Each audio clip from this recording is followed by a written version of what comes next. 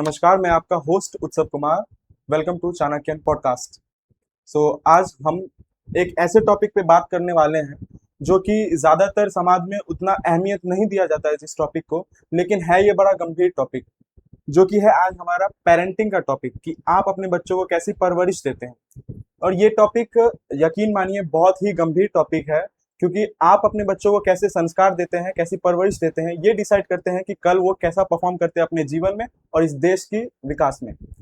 इस टॉपिक में बात करने के लिए हमारे पास एक नए गेस्ट हैं, जो कि founder and director of Chanakya study point है, mister Praveen Kumar Mishra.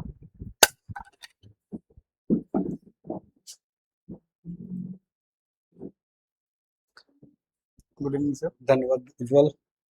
Sir sir, तो आज हम लोग पेरेंटिंग के बारे में बोलना चाहते हैं। हमारा सबसे पहला जो क्वेश्चन होगा, सवाल होगा, वो ये होगा कि अच्छे पालन पोषण की नींव कैसी रखनी चाहिए, वो किस बेसिस पे होने चाहिए। क्या पेरेंट्स को अपने बच्चों को सिर्फ पढ़ाई में ही फोकस करने के लिए प्रेरित करना चाहिए, या अदर एक्स्ट्रा करिकुलम में भी उन्हें प्रेरित करना चाहिए कि वो और भी एक्टिविटीज करे, जैसे dance, singing and so on. सबसे पहले तो उत्सव को मैं बधाई देता हूं कि किस इस प्रकार के टॉपिक आज के समाज की ज़रूरत है और जो उत्सव ने लेकर के आया हमारे बीच। और आप सबों जो हमारे इस वीडियो को देख रहे हैं, उन सब से भी कहना है कि ये इसको एकदम साधारण ना समझें। ये एक असाधारण टॉपिक है जिसको इन्होंने नाम दिया है पेरेंटिंग। मतलब हो गया कि अभिभावक के साथ और बच्चों के बीच का जो एक संबंध है उसको कैसे देखा जाए। तो जैसा कि इनका एक प्रश्न है कि बच्चे और अभिभावक के बीच में जो है, नहीं सर, अच्छे पालन पोषण की नींव अच्छा, कैसी। अच्छे पालन पोषण की नींव क्या होगी। तो एक्चुअली में मैं भी एक अभिभावक हूँ और मुझे ऐसा लगता है कि बच्चे और का जो पालन पोषण होना चाहिए वो एक ठीक उसी प्रकार है कि जिस प्रकार एक किसान अपने फसल की जिस प्रकार से जितनी अच्छी तरह से देखभाल करता है, फसल उतना ही बेहतर और उतना ही फलदायक होता है। शायद इसी प्रकार से अगर मैं एक किसान के हिसाब से समझूं, तो किसान किसी भी प्रकार का कोई भी फसल लगाता है तो उसमें अपना सुबह से लेकर के अपने जीवन का बहुत बड़ा हिस्सा जो है उसको जो है उत्पादन करने में लगा देता है, जिससे कि होता ये है कि वो फसल बेहतर होता है। अगर वो नज़रअंदाज कर दे, लापरवाह हो जाए, तो उसका फसल बर्बाद हो जाता है और जो उसका उद्देश्य है फसल का खेती बाड़ी करने का, वो खत्म हो जाता है। ठीक उसी प्रकार एक अभिभावक को होना चाहिए कि बच्चे उनके जीवन भर की एक कमाई है और उसको वो बेहतर, जितना बेहतर तरीके से उसको जो है देखभाल करेंगे, जितना बेहतर तरीके से उनका जो है पालन पोषण करेंगे, उतना ही बेहतर होगा। जहाँ तक आपने इसी प्रश्न में जोड़ दिया था कि उसको किस तरह से सिंगिंग या एक्सेट्रा एक्सेट्रा किसी भी एक्स्ट्रा करिकुलम में जो है जोड़ा जाए या क्या किया जाए, वो सेकेंडरी। प्राइमरी तो ये है कि जैसे ही बच्चा जन्म लेता है तो सबसे पहला सुपर हीरो उसके माता पिता होते हैं और खास करके पिता होते हैं। तो एक्चुअल होता है क्या है कि पिता उनके नज़र में लगता है कि ये जो है दुनिया का जो है सुपर मैन है, सुपर या स्पाइडर मैन, जो भी बच्चे के जो ये होता है, जहन में होता है, जो उनके दिमाग में चलता है कि जो सुपर हीरो, जिसके पास ताकत है, जिसके पास ज़रूरत से ज़्यादा बुद्धि है, वो मेरे किसी भी प्रॉब्लम को सॉल्व कर दे। ये वो पल है जिसमें गार्जियन को एकदम अलर्ट रहना चाहिए। इसी चीज़ को उसको धीरे धीरे धीरे धीरे करके दुनियादारी से जोड़ करके उसको दिखाना चाहिए। जैसे कि अगर बच्चे का परवरिश हम करने जाएं और बच्चे को हर एक परिस्थिति से उसको अवगत करवाएं। अब आप देखेंगे कि बच्चे जैसे ही नर्सरी का होता है तो उसको बच्चे गार्जियन क्या करते हैं, दे देते हैं किसी किड्जी स्कूल वगैरह में। मेरा इसका विरोध नहीं है, लेकिन ये एक जो प्रचलन हमारे समाज में होता जा रहा है उस पर। लेकिन बच्चे को रियल नॉलेज से जगह रियल नॉलेज मिल रहा है, अर्थात मतलब वो जो है दुनियादारी को सिर्फ भौतिक चीज़ों से देख रहा है, लेकिन वास्तविक चीज़ों से नहीं देख रहा। फॉर एग्जाम्पल, जैसे अब आप जीरा का गंध बहुत बच्चे को नहीं पता है। हमारे घर का जो ये सब सामान चीज़ है, मसाला है, तो जीरा का गंध नहीं पता, मसाले का स्मेल उसको विभिन्न प्रकार का नहीं पता, हम उसको कैसे दिलवा सकते हैं। तो मेरा ये कहना है कि अभिभावक से जो practical knowledge better than theoretical है ना, तो प्रैक्टिकल नॉलेज उसको मिलते रहना चाहिए कि अब जीरा को हम मसल लें, मसल के उसको समझाएं कि देखो ये जीरे का स्मेल है। हमारा जो सिक्स सेंस ऑर्गन है, उस सिक्स सेंस ऑर्गन का एक्टिव कैसे करें, तो कैसे करेंगे, नाक को कैसे एक्टिव करेंगे, कान को कैसे एक्टिव करेंगे।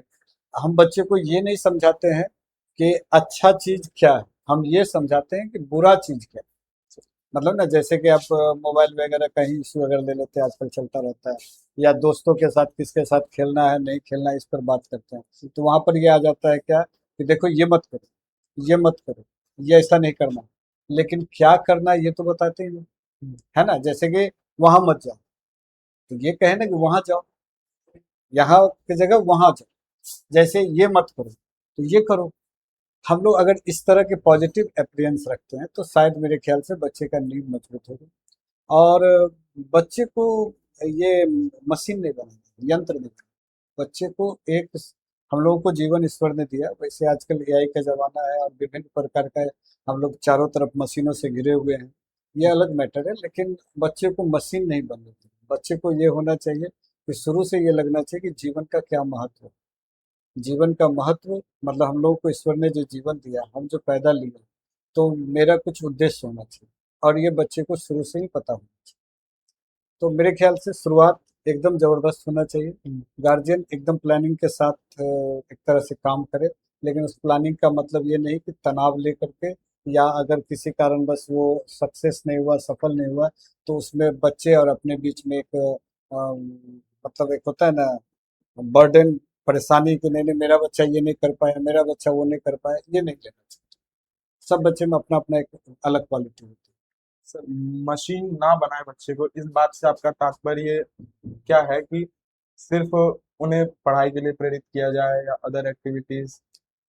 है। मशीन ना बनाए इसका मतलब उसको किसी खास चीज के लिए ही प्रेरित ना किया जाए, अदर एक्टिविटीज उसके सारे। अंदर जो क्वालिटी है उसी को जो है उभारा जाए। एक अच्छा पेरेंट्स वही हो सकता है जो अपने बच्चे के अंदर के गुण को ऑब्जर्व करे, और जो उसके अंदर टैलेंट है उसको वो निखार दे। फॉर एग्जाम्पल, हमारे पास कई ऐसे उदाहरण हैं। अब कोइंसिडेंटली वो अपने आप हो गया या प्लानिंग के साथ हुआ, जो हुआ। जैसे अब मान लेते हैं अपने समय में सचिन तेंदुलकर, अब वो गॉड गिफ्टेड है, वो उसमें एजुकेशन का क्या लेना देना है, उसके जो है अंदर का जो क्वालिटी था, जो है कि विश्व में वो बहुत बड़ा क्रिकेटर बने। लता मंगेशकर, क्या क्वालिटी इसमें था कि भाई वो एक पढ़ी लिखी थी इसलिए गायक बनी, ऐसा तो नहीं था। वो गाय, उसके अंदर वो इनबिल्ट था, और उसके अभिभावक ने समझा और उसको आकर के लेकर के निखारा, तो जिस कारण से दुनिया को भी चीजें मिली और उसको भी सेटिस्फेक्शन हुआ। तो मेरा यही मानना होगा कि एक अच्छा पेरेंट्स को होना ये चाहिए कि बच्चे के अंदर का जो वो टैलेंट है, वो जो योग्यता है, उसको क्या करे, उसको वो निखार, और उसको जितना ज्यादा निखार पाएंगे, या सीधा सीधी उसको पहचान, और अगर पहचान गया और उसको निखारने में उसका मदद कर दिए, तो फिर बच्चा तो वो कर देगा जिसकी वो अपेक्षा भी नहीं अभी तक की है, मतलब बेहतर करेगा बहुत। तो आपका कहना है कि पेरेंट्स को सपोर्टिव होना चाहिए और प्रैक्टिकल नॉलेज पे ज्यादा ध्यान देना चाहिए। हाँ, बस बस। ठीक। तो हमारा अगला सवाल ये होगा हम्म। कि बच्चों की फीलिंग्स को समझना, हम्म। ज्यादातर केसेस में क्या होता है कि पेरेंट्स बस किसी चीज को बताना चाहते हैं तो वो बस थोप देते हैं कि तुम ये करो, पर उसके पीछे का ना कारण बताए, अब बच्चा क्या समझ रहा है, उसकी क्या फीलिंग्स है, इस बात को समझने को ज्यादातर पेरेंट्स रेडी नहीं होते। सो पेरेंट्स का इसमें क्या इनिशिएटिव होना चाहिए कि वो कैसे बच्चों की फीलिंग्स को समझे और बच्चों को इनमें कैसे रिएक्ट करना चाहिए, क्योंकि हमारे पॉडकास्ट को हर उम्र के लोग देख रहे हैं, देख सकते हैं और देखना भी चाहिए। तो सबको अपने स्तर पे एक नॉलेज मिलना चाहिए कि उन्हें सामने वाले से कैसे पेश आना चाहिए, अपने पिता से, माता से, या फिर पेरेंट्स को अपने बच्चों से। सो उनकी फीलिंग्स को कैसे समझा जाए। तो मतलब ये है कि बच्चे अभिभावक की फीलिंग को कैसे समझे, या फिर अभिभावक बच्चे की फीलिंग को कैसे, यानी दोनों एक दूसरे के फीलिंग को कैसे समझे। तो जो भी अभिभावक है वो पहले बच्चे रहे। आज जो बच्चे आज हैं वो अभिभावक बनेंगे, इसलिए बच्चे ये डिसाइड नहीं कर पाएंगे क्योंकि उनका तो वो फ्यूचर है। लेकिन एक अभिभावक के तौर पर हमने तो उस लाइफ को जिया है। मतलब मेरे माता पिता जो जिस दबाव में हमको डालते थे, उस दबाव को हमने महसूस किया है, जिया है। हम जिस बच्चे को अब दबाव में डालते हैं या किसी भी प्रकार के प्रेरित करते हैं, उसको वो जिएंगे या आने वाले समय में वो जी रहे। तो मतलब ये कहना है कि यहाँ पर पेरेंट्स का रोल ज्यादा अच्छा होना चाहिए। बच्चे तो फिर भी बच्चे हैं। तो पेरेंट्स को होना ये चाहिए कि बच्चे की फीलिंग को एकदम बेहतर तरीके से समझे, तुरंत रिएक्ट ना करे। जैसे अगर जैसे एक घटना मैं सुनाता हूँ, है ना। एक छोटी सी बच्ची थी जो मुश्किल से 5-7 साल की हुई होगी, या 5-7 साल नहीं, शायद वो 6-7 में पढ़ते थे, 10-12-11 साल। तो उस बच्ची ने जो है आकर के एक दिन अपने अभिभावक को कहा, पिता से कहा कि पापा मुझे वो लड़का पसंद है। मतलब उसके क्लास में एक लड़का था, उसी के बारे में कि वो लड़का मुझे पसंद है। तो गार्जियन ने एक बार भी ओवर रिएक्ट नहीं किया। उसने कहा अच्छा ठीक है, कोई बात नहीं, बातचीत करो, कोई दिक्कत नहीं है, पढ़ाई पर ध्यान ज्यादा देना है, ठीक है, दोस्त है तो ठीक। फिर वो थोड़ी और बड़ी हुई, तो फिर उसने कहा कि नहीं नहीं, मेरे क्लास में ये जो लड़का है ये ज्यादा अच्छा है। तो अभिभावक ने कहा ठीक है, कोई बात नहीं, अगर तुमको पसंद है वो लड़का तो ठीक है, पढ़ाई करो। तो फिर जब वो और बड़ी हुई, तो उसने कहा कि नहीं नहीं, मुझे इसके साथ जीवन बिताना है, मतलब मुझे ये पसंद है, मैं इससे शादी। मतलब वो अप्रोक्सीमेटली जब 10th क्लास में। बोले ठीक है, कोई दिक्कत नहीं है, मैंने किसी चीज के लिए तुम्हें मना नहीं किया, तुमने पहले ये कहा फिर ये कहा, ये भी कोई नहीं। सिर्फ ध्यान रखना है कि पढ़ाई लिखाई पहले होनी चाहिए, बाद में आके तुम्हारी जो इच्छा है उसकी। एक बार भी अभिभावक ने उसको किसी प्रकार का बर्डन नहीं किया, लेकिन विश्वास दोनों का ये था कि वो एक दूसरे की बात को शेयर कर। जब वो ग्रेजुएट हुई, तब पिता ने कहा कि चलो अब ठीक है, अब तो ग्रेजुएशन हो गया, मतलब अब तो पढ़ाई पूरी हो गई, अब करियर में तुमको देख लो जो करना है, ठीक है, अब शादी ब्याह होनी चाहिए, तो चलो अब तुम कुछ अगर डिसाइड किए हो तो बोलो। तो उसने कहा कि नहीं नहीं पापा, आप जो कह दो ठीक है। तो फिर उन्होंने पेरेंट्स ने कहा कि तुमने मुझे पहले ही बताया था कि पहले ये पहले ये पहले ये। तो उस बच्ची ने कहा कि मुझे समझ में नहीं आ रहा था, जब जिस क्लास में गया मुझे वो पसंद आया रहा, आपने मुझे कभी रोका टोका भी नहीं, तो मुझे इस विषय पर कभी चिंता भी नहीं हुई। और मैं आज मैच्योर हो गई, मुझे समझदारी आ चुकी है, और मैं अपना डिसीजन ले सकती हूँ कि आपसे बेहतर मुझे कोई और लड़का चुन के नहीं दे सकता। मतलब क्या है, यहाँ पर एक कितना अच्छा अभिभावक था वो पिता, एक बार भी अपने बच्चे को ये नहीं कहा कि नहीं ऐसा करोगे तो सोचो। इससे वो बच्चा क्या हो जाता है, इरिटेट हो जाता, और वो वही करता जो पेरेंट्स ने मना किया। पेरेंट्स ने सिर्फ एक दिशा दिखाई, जैसे होता है क्या है ना, अभी की उम्र में बच्चे एकदम बहुत स्पीड में, वेग में, आप कुछ ना करो उसको, अगर रोकोगे तो बाहर आ जाए, मतलब घटना घटेगी, दुर्घटनाएं होंगी। उसको सिर्फ हल्का हल्का मोड़ना है सही दिशा की ओर। अगर वो गलत दिशा की ओर जा रहे हैं तो उसको सही दिशा की ओर हल्का हल्का मोड़ते चले जाएंगे, फिर वो अपने आप जो है बेहतर जगह पहुंच जाना।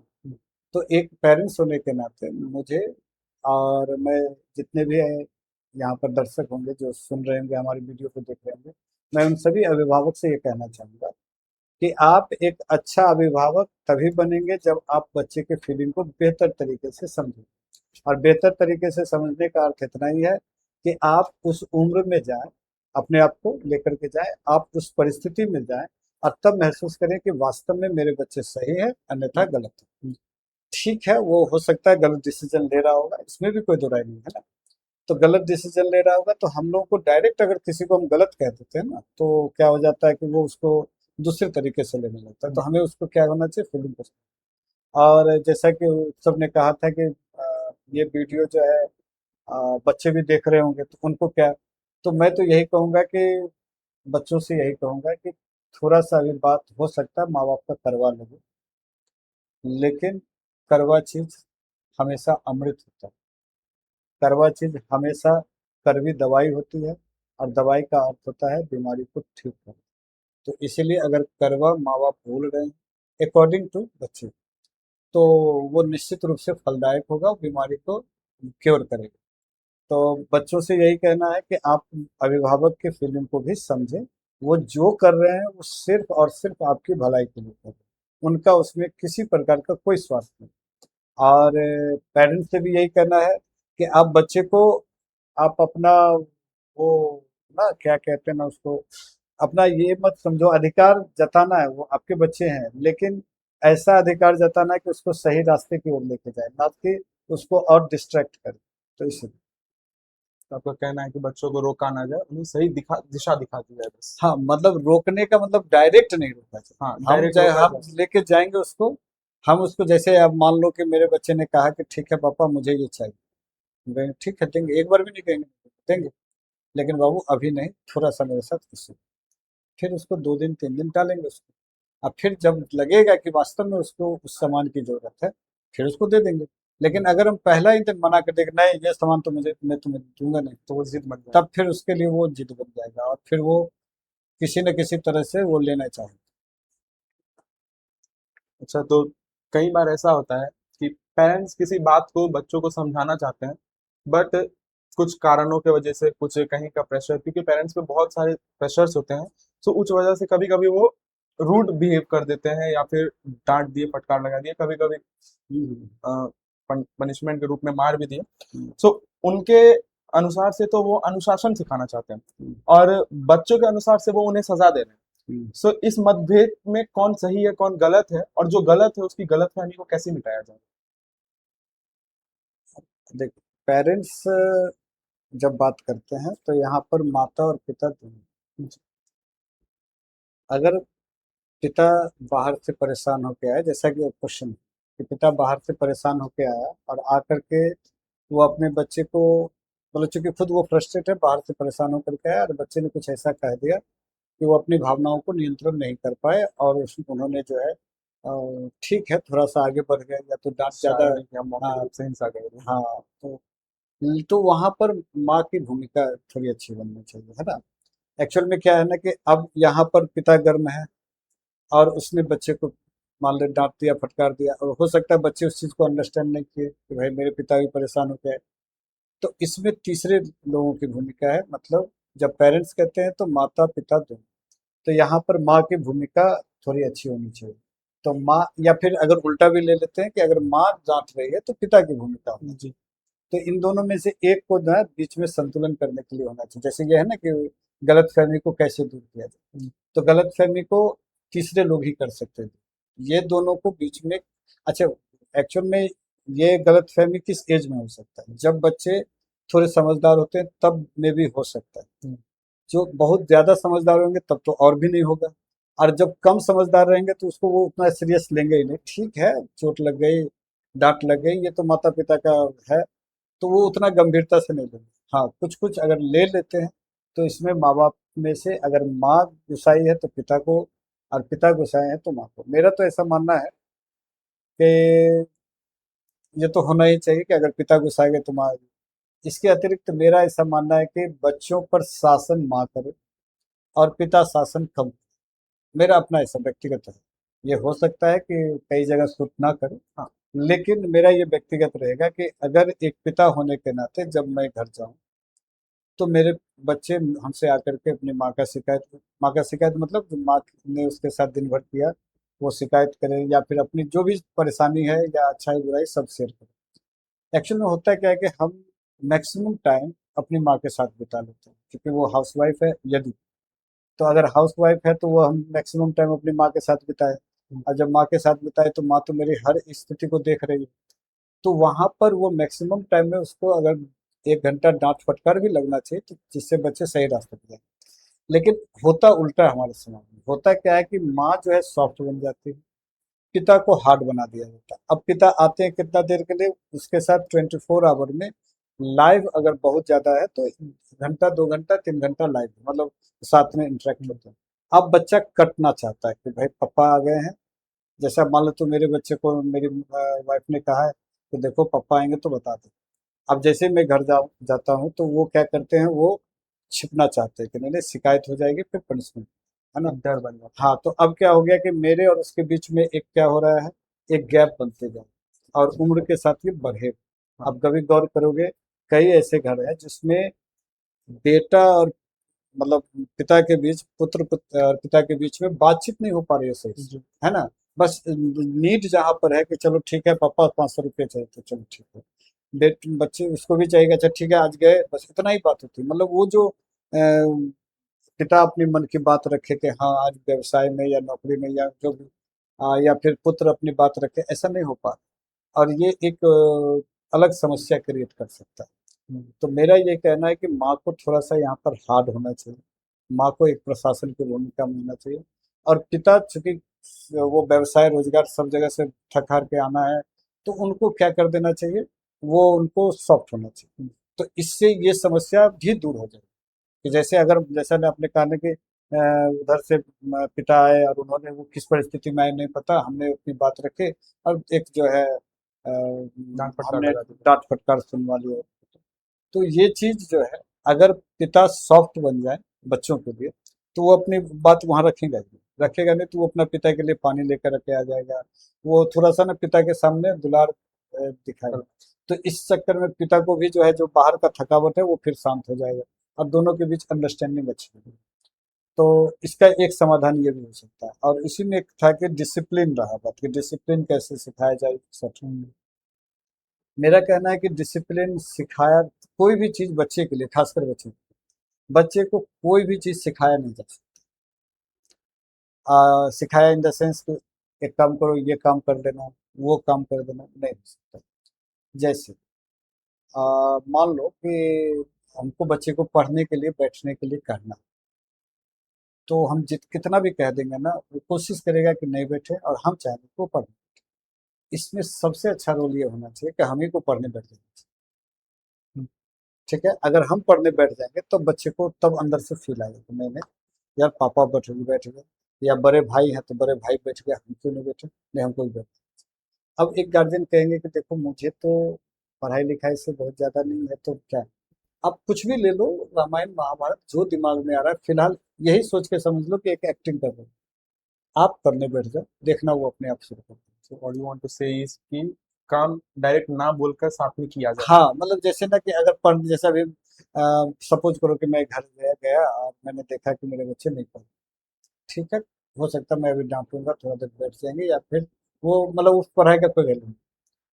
अब मैं यहाँ से गया और मेरा एक रूटीन हो गया कि ठीक है, मैं जितना बजे भी जाऊँ जा करके और एक किताब लेकर के बैठ जाऊँ, और उसको दिखा करके बच्चे को समझ में आना चाहिए कि मेरे पिता पढ़ रहे हैं। अब बच्चे को फील आएगा कि नहीं नहीं यार, पापा पढ़ रहे हैं, मम्मी पढ़ रही है। जैसे एक घटना मैं बता रहा हूँ, ट्रेन में ना, आजकल लोग सफर कर रहे होते हैं, तो आजकल तो मोबाइल, आप समझ ही रहे हो कि मोबाइल कितना जो है क्या हो गया है।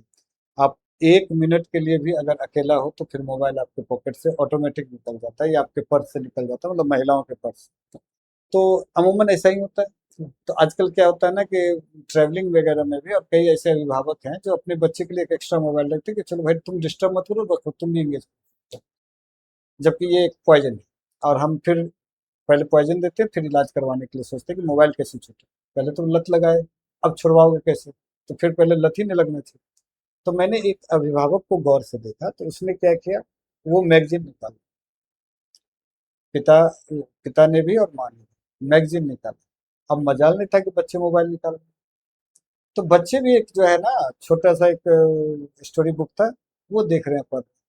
अब इससे एक नई चीज जो है ना, मैसेज गई कि अगर मान लो बच्चे को आदत छुड़वाना है तो सबसे पहले खुद को, है ना।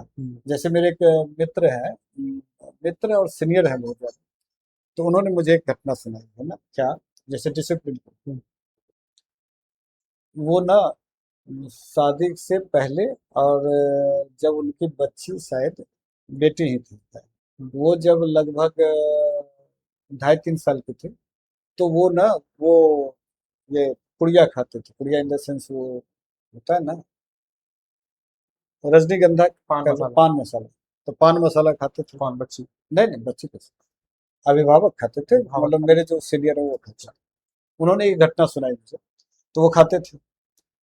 तो एक्चुअल में क्यों सुनाए, जैसे वो हमसे मिलने आए, तो चूंकि मैं जानता था कि वो पुड़िया खाते हैं और मैं नहीं खाता, तो मैंने उनको जो है मंगवाने के लिए एक लड़के को भेजा कि जाकर के लेते हो।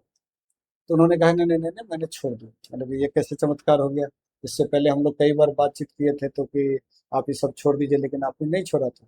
तो फिर ये चमत्कार बोला कि देखो, बच्चे जब हो जाते हैं ना तो बहुत कुछ करना पड़ता है, लेकिन क्या हुआ क्या। तो उन्होंने एक घटना का जिक्र किया कि एक दिन मैं जब पुड़िया खा रहा था तो मेरे बच्चे ने पूछा कि पापा ये क्या खा रहे हो?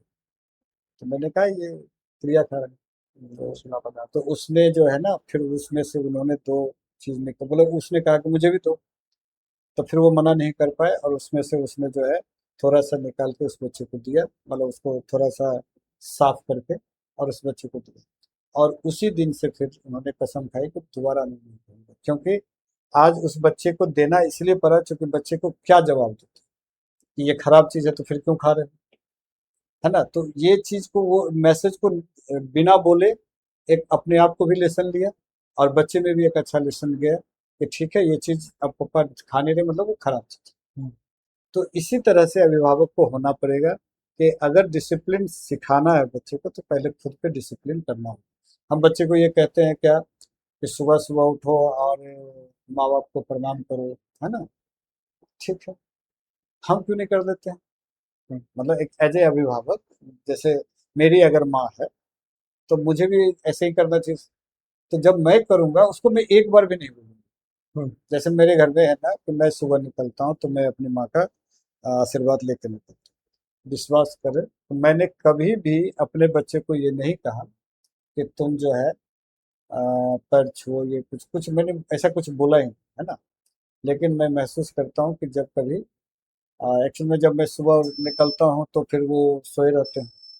तो जब कभी अगर दिन में मिलते हैं हम लोग और वो नहा करके आता है तो वो कोशिश करता है कि मेरा पाँव छुए, क्योंकि उसको ये दिमाग में है कि पापा नहा करके आते हैं तब जो है दादी का पैर पाँव छूते हैं, छूते हैं। इसीलिए वो भी नहा कर जब आएगा तभी। तो कुल मिला के ये कहना है कि बच्चे को होना ये चाहिए कि पहले अभिभावक खुद करे, हम्म। बच्चा अपने आप करने लगे। एक सर आजकल के बच्चों में ज्यादा चलन दिख रहा है, जो कि शायद पेरेंट्स के थ्रू किया जाता है, कि बच्चों को फोन देना। जैसा आपने कहा कि ट्रेन में अगर वो फोन चला रहा है तो पेरेंट्स भी इसको लत लगाते हैं। छोटे बच्चे जो चल भी नहीं पाते हैं, उन्हें भी फोन देखने की लत लगती है। खाना नहीं खा रहा है तो फोन चला के दे दिया, सो नहीं रहा है थोड़ा सा फोन चला दिया, उसमें कार्टून चल रहा है।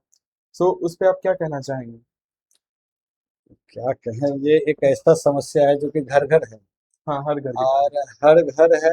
और सब कोई सब जानते हैं। जैसे महाभारत में एक प्रसंग है, दुर्योधन ये कहता है कि अधर्म जानता हूँ निर्वृत्ति में, धर्म जानता हूँ प्रवृत्ति में। मतलब उसको सब पता है कि सही क्या है गलत क्या है, लेकिन फिर वो अधर्म से निकल नहीं पा रहा था, धर्म को अपना नहीं पा रहा था। ऐसे ही सिचुएशन आज हर एक अभिभावक को। आप अभिभावक से भी पूछोगे तो वो भी चाहते हैं कि मेरे बच्चे बिना मोबाइल का खा लें, लेकिन वो नहीं खाते। अब गलती हो कहाँ रही है? हम्म, तो इसका सबसे बड़ा गलती मेरे हिसाब से है, सबसे बड़ा गलती का कारण है सिंगल परिवार, एकल परिवार।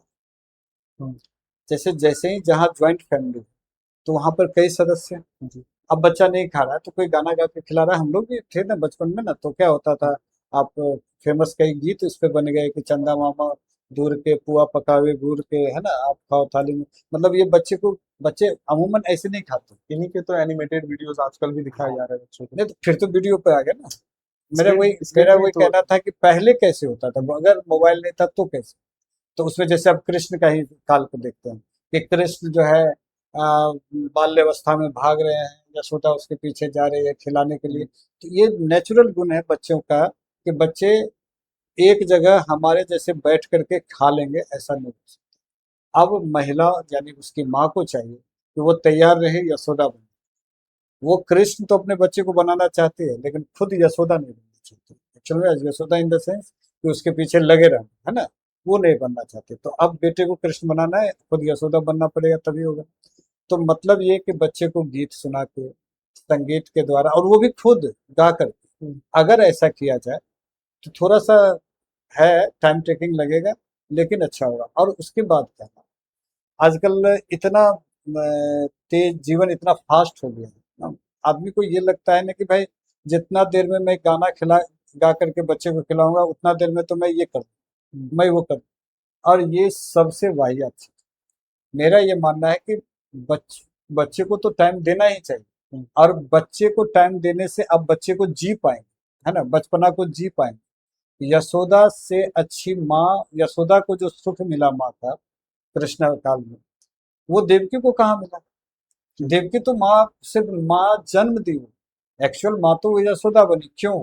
क्योंकि उसने उस बचपना को जिया। उनका पालन कृष्ण, पोषण। हाँ, पालन पोषण में वो जिया।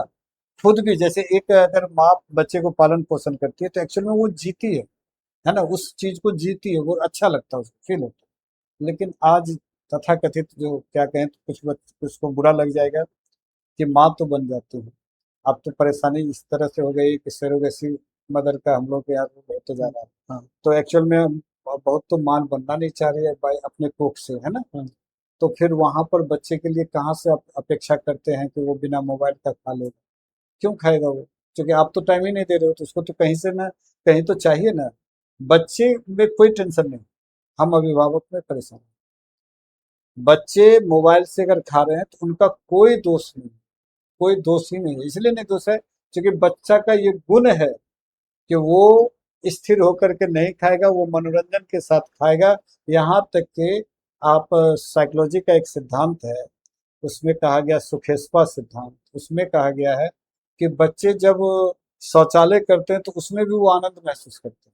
तो आप कभी गौर करोगे कि 3 साल से 5 साल के बच्चे को एक बार गौर करके देखना, तो वो देखोगे ना, कभी एक्चुअल में वो तो बाथरूम वगैरह जाते नहीं हैं, तो वो कभी यहाँ बैठेंगे, कभी वहाँ हाँ। बैठेंगे, कभी वहाँ बैठेंगे, और 4 जगह बैठेंगे। उसमें उसको आनंद आता है, उसमें भी वो खेल लेता है। और हम क्या करते हैं कि बच्चे को खिलाने के लिए हम जरा सा उसके पीछे दौड़ना नहीं चाहते, जरा सा उसको जो है वो तो नखरा करेगा। अब अगर उस नखरे को वो माँ सह ले तो कुल मिलाकर के ये समस्या दूर हो जाए, जी। अन्यथा ये समस्या दूर होने वाली नहीं है। एक झूठ मूठ का कुछ भी हम बोल दें वो अलग बात है। अगर जिस दिन, मेरा तो ये लास्ट यही कहना है इस विषय पर, कि जिस दिन एक माँ यशोदा बन गई, उस दिन मोबाइल उस बच्चे के हाथ से निकल जाएगा और वो बिना मोबाइल का खा। जी। इस बारे में तो बहुत ही अलग राय सुनने को मिला, कंप्लीटली अलग ही पर्सपेक्टिव आपका सुनने को मिला, जो कि पर्सनली हमको तो बहुत पसंद आया। अ, तो बच्चों को जैसे बचपन में तो पाल लेते हैं, फिर बड़े होने के बाद एक परेशानी क्या होती है, बहुत बच्चों में सेल्फ इंडिपेंडेंसी नहीं होती है, उनमें रिस्पॉन्सिबिलिटी लेने की क्षमता नहीं होती है। बहुत बच्चे किसी काम को हैंडल करने की कैपेसिटी नहीं कर पाते हैं। तो इनमें गलती कहाँ होती है, बच्चों में बाय बर्थ होता है या फिर उनके पालन पोषण में कहीं कमी रह जाती है? कुछ बच्चे बहुत अच्छा रिस्पॉन्सिबिलिटी ले पाते हैं, सेल्फ इंडिपेंडेंट होते हैं बचपन से ही, और कुछ बच्चों को परेशानी होती है इन आम चीजों को करने में। तो इसमें गलती कहाँ होती है और किसकी होती है?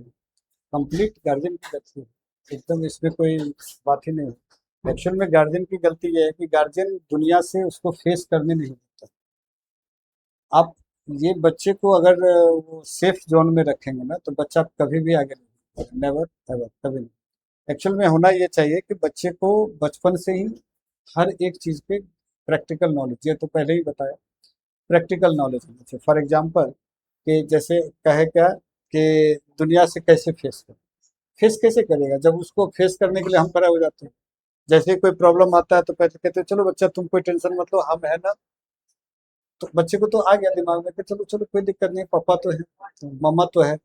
नहीं, होना ये चाहिए कि बच्चे के, हम बच्चे की सुरक्षा के लिए टेंशन ना लें। बच्चे में सुरक्षा के भाव, हम, अब मेरे बच्चे हैं तो हम तो उनके सुरक्षा के बारे में सोचेंगे, सोचना ही चाहिए। लेकिन हम लोग को ये भी ध्यान रखना चाहिए कि बच्चे में सुरक्षा का ध्यान ये भी रखना होगा कि बच्चे में सुरक्षा के साथ साथ रिस्पॉन्सिबल भी बनाना होगा। और रिस्पॉन्सिबल कैसे बनेगा बच्चा, जब उसको आप मार्केट में जाने दो, प्रॉब्लम से फेस करने दो, उसको ये लगना चाहिए कि चलो तुम करो पहले, फिर जब कोई प्रॉब्लम होगा तो हम, लेकिन पहले फेस तुम्हें को करना है। बहुत अब सारे पेरेंट्स से ऐसा सुना गया है कि आजकल जमाना ठीक नहीं है, या ऐसे वो बात बोलते हैं जैसे उनसे अगर पूछा जाए कि आप बच्चों को क्यों नहीं खुली छूट देते हैं, तो उनका कहना है जमाना ठीक नहीं है, बच्चा बाहर गया, किडनैप हो गया, या फिर और भी ऐसी इनसिक्योरिटीज बच्चों में, बड़ा अजीब पेरेंट्स में लगता है होती ना है। कि जमाना ठीक नहीं है, ऐसा लगता है कि हम लोग दूसरे ग्रह पर चले गए, है ना।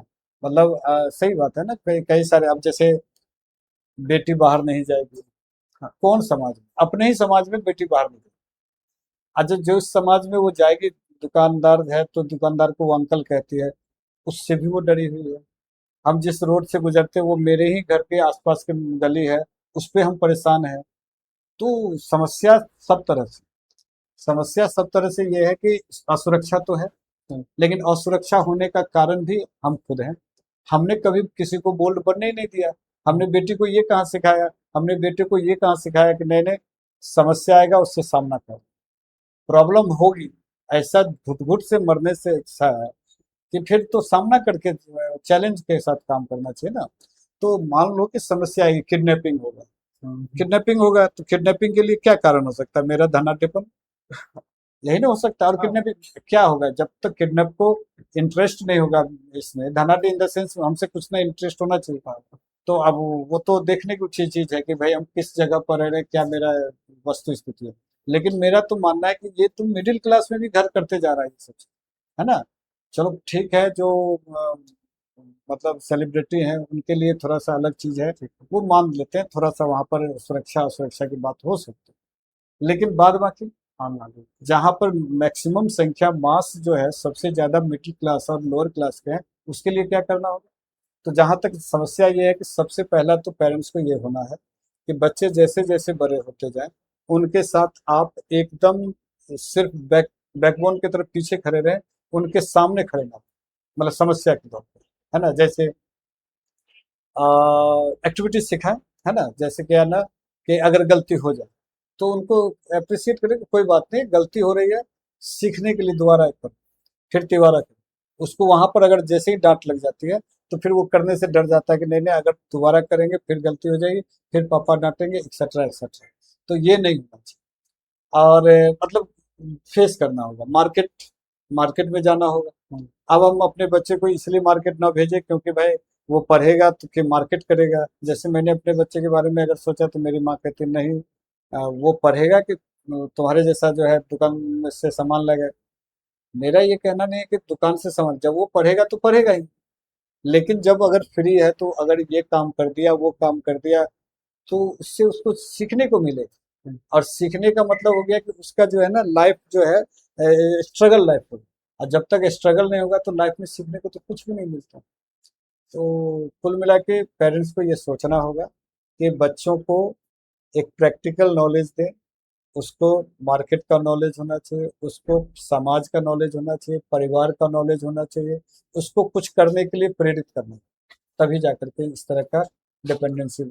सो सेल्फ कॉन्फिडेंस डेवलप करने के लिए क्या कुछ एक्स्ट्रा एफर्ट डाला जा सकता है, या फिर इन्हीं चीजों से उस बच्चे में ऑटोमेटिकली सेल्फ एकदम कॉन्फिडेंस मेरा डेवलप कहना है एकदम नेचुरल लाइफ जीने चाहिए। अगर पेरेंट्स एकदम नेचुरल लाइफ चाहिए, एकदम natural life in the sense कि भाई क्या हो रहा है नहीं हो रहा है सबको पता है, तो नेचुरल लाइफ अगर जिया जाए तो निश्चित रूप से ये समस्या का समाधान हो जाएगा। जैसे मेरा कहना है कि बच्चे को स्विमिंग सिखाएं, लेकिन स्विमिंग कहाँ सीखें। हाँ, ये स्विमिंग बात पूल में नहीं, तालाब में या नदी, जहाँ पर मेरी सुरक्षा के अंतर्गत हो कि बच्चे को नुकसान ना हो, लेकिन सिखाना हुआ जहाँ पर उसको ये लगे कि अगर थोड़ा सा मिस करेंगे तो ज्यादा नुकसान हो सकता है। मेरा अपना मानना है कि हम उसको सुरक्षा में रखें, लेकिन बच्चे को ये लगना चाहिए कि अगर हम गलती करेंगे तो हमको नुकसान होगा। तो जैसे ही वो अगर स्विमिंग पूल में जाएगा तैरने के लिए तो उसको तो पता है कि हम डूबेंगे, लाइफ गार्ड। तो लाइफ तो सेफ है। तो फिर वो उसके कहाँ से वो डर आपका खत्म कहना है होगा। कि रियल डेंजर वाला एक्सपीरियंस देके उसको सिखाया जाए। हाँ, मतलब एक उदाहरण दिए कि हाँ, ये होना चाहिए, है ना।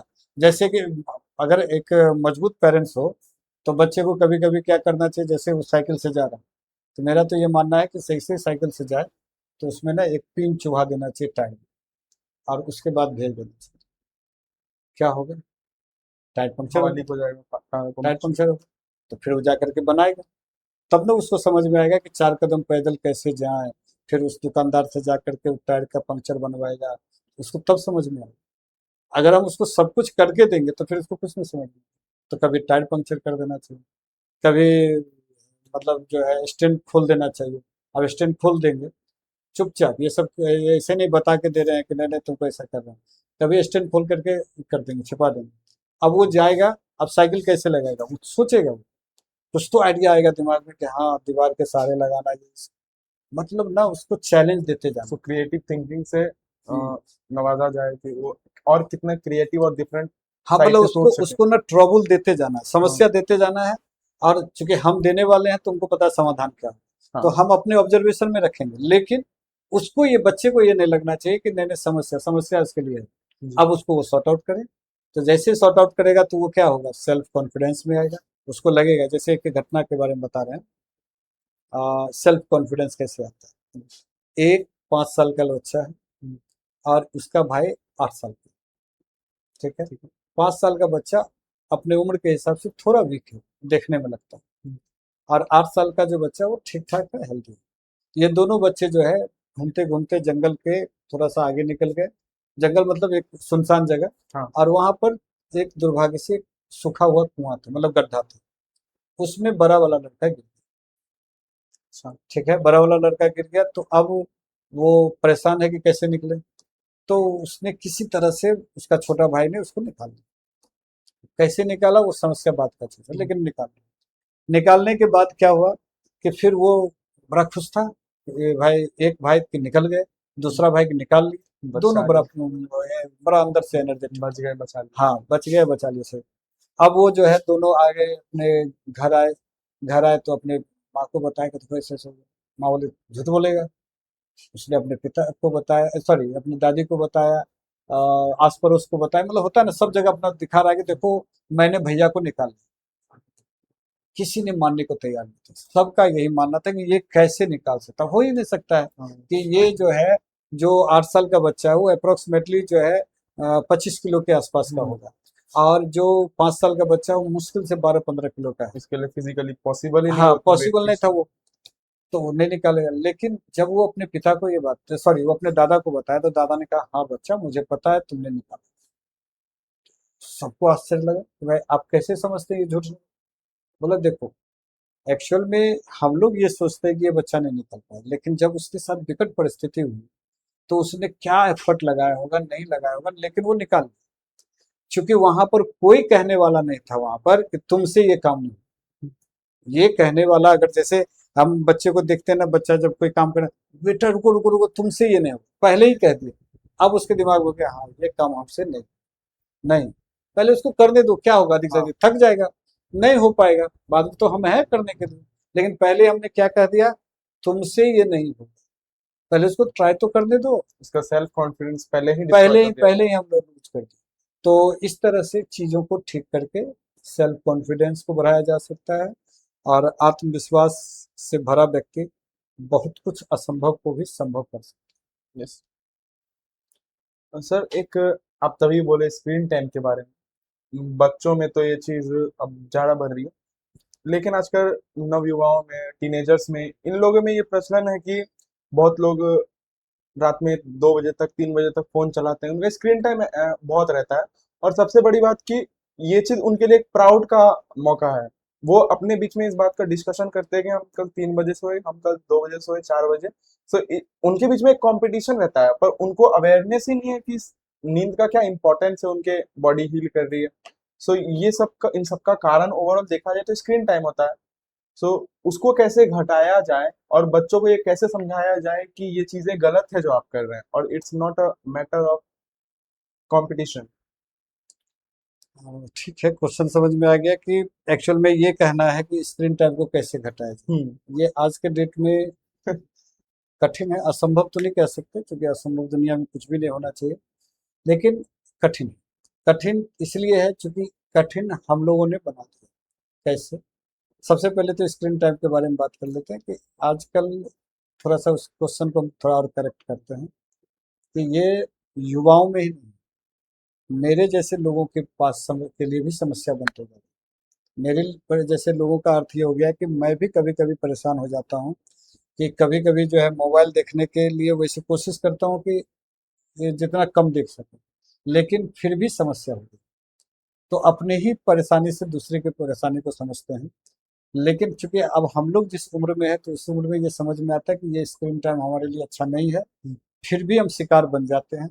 और शिकार बनने के बाद हम जो है क्या करते हैं कि कहीं ना कहीं वो गलती कर बैठते हैं जो नहीं करना चाहिए, नंबर एक। दूसरा, कि स्क्रीन टाइम को कैसे घटाया जाए, तो अभी हम क्या करते हैं ना, जैसे ही मेरा अपना जो रूटीन मेरा अपना रूटीन है कि हम ना मोबाइल को, जब वर्किंग आवर रहता है तो हम कोशिश करते हैं कि मोबाइल हमसे दूर रहे।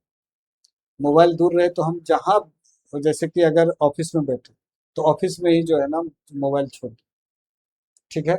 फिर हम क्लासरूम में चले गए, अब क्लासरूम में गए तो अब घंटा 1.5 घंटा 2 घंटा बीत जाना है, तो मेरा स्क्रीन टाइम वहाँ घट गया। फिर मतलब फिर जैसे ही फिर हम आए थे, जैसे ही आए तो 2-3 मिनट देखे कि किसी का कॉल वगैरह आया कि नहीं आया, फिर वैसे ही। तो मेरा ये कहना है कि आप सबसे पहले स्क्रीन टाइम को घटाने के लिए क्या करना होगा कि कई सारे फिजिकल एक्टिविटीज को चुनना होगा। फॉर एग्जाम्पल, आपने कहा क्या कि बच्चे 4 बजे तक सोते नहीं है, इत्यादि इत्यादि, है ना। एक्चुअल में इसका कारण क्या है? शरीर थक नहीं रहा। हाँ। और जब जिस दिन शरीर थकेगा, नींद का रिक्वायरमेंट होगा, तो फिर वो 3 बजे 4 बजे वाला धीरे धीरे आदत छूटने लगी।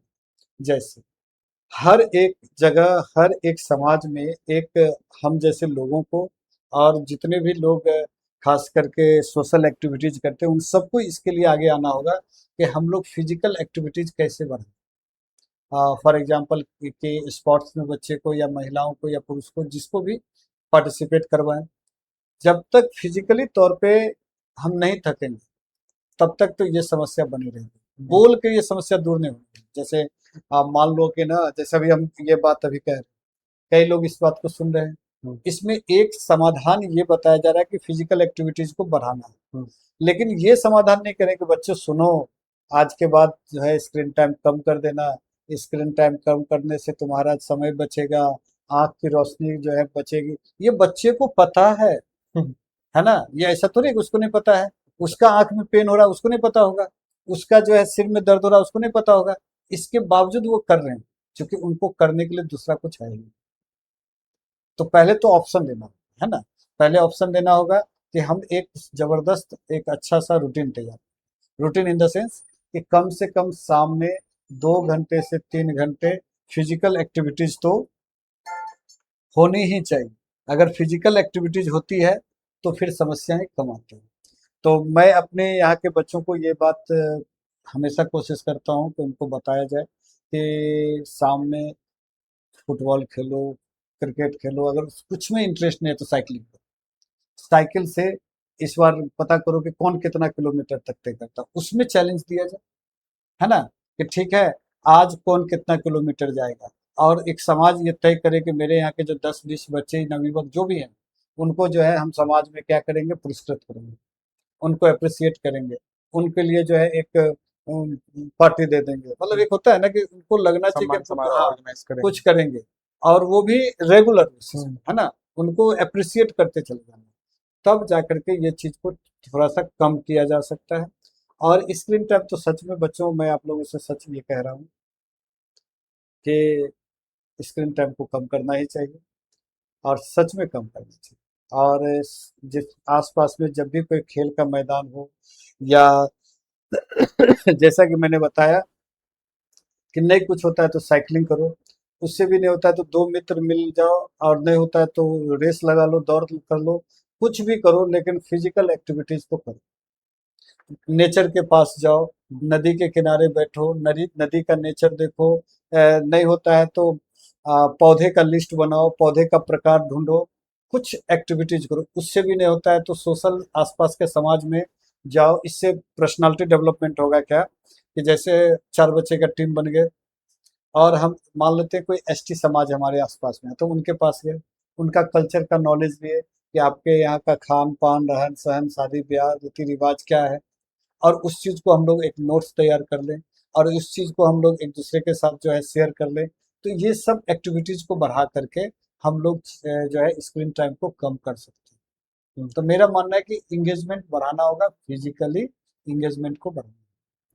तो सर, ज्यादातर तो बच्चे जो स्क्रीन टाइम जिनका ज्यादा होता है, तो मोस्टली उनमें से लोग फालतू में ही टाइम वेस्ट करते हैं, लेकिन उन स्टूडेंट्स का क्या जो पढ़ाई के लिए स्क्रीन टाइम उनका ज्यादा है, और उस समय उनको उससे परेशानी हो रही है पर मजबूरन उनको करना पड़ रहा है, तो उससे वो कैसे बचे, या फिर नहीं बच सकते हैं अगर स्क्रीन टाइम नहीं कम कर सकते हैं, मान लीजिए लेक्चर्स देखना है, डीपीपी अटेंड करना है, एक्सेट्रा।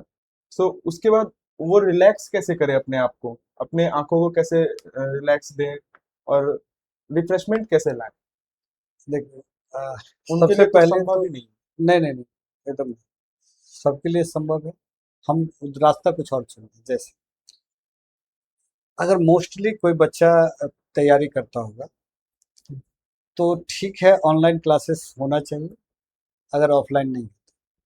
लेकिन आप एक बात गौर करके देखो कि हम अपने आप को फिर कह रहे हैं कि मशीन और हम अपने आप को सक्सेस और फेल्योर के बीच में एक बना करके, कि हम या तो सक्सेस है या फेल्योर है, बीच वाला चीज़। मेरा कहना है कि आप ना वो काम करो जिसमें मजा आ रहा है।